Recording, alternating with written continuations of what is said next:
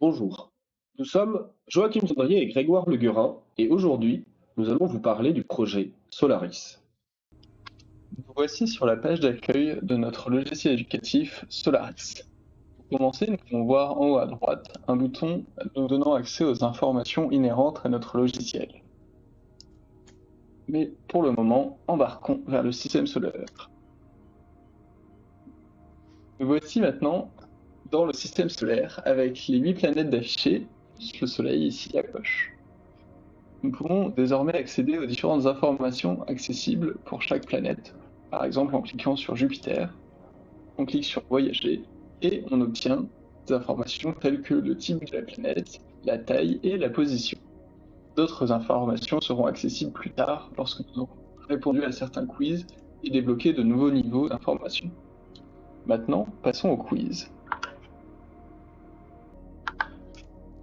Donc pour la partie quiz, on peut voir qu'il y a 3 quiz disponibles, mais seulement un seul est accessible car les quiz de difficulté 2 et 3 ont besoin d'être débloqués en complétant les quiz précédents. Donc chaque quiz est composé de 10 questions et chaque question est répartie en 3 types. Donc on a ici le premier type de question, donc quelle est la 5e planète du système solaire. C'est une question semi-ouverte où l'utilisateur va devoir rentrer lui-même sa réponse. Ici, Jupiter.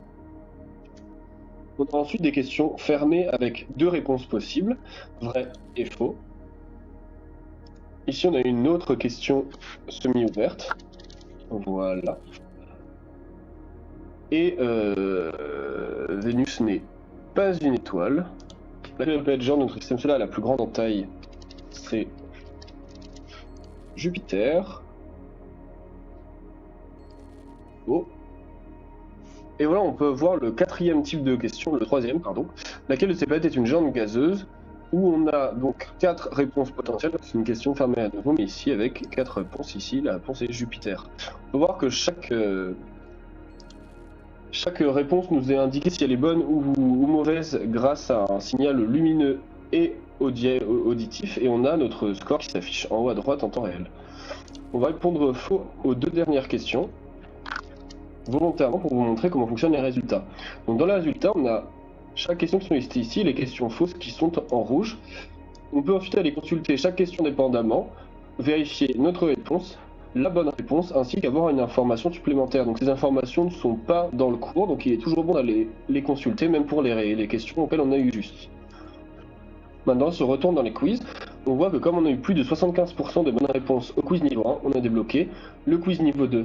Et pour aller faire le quiz niveau 2, il faut d'abord aller consulter les nouvelles informations disponibles dans le système solaire. Retour au système solaire.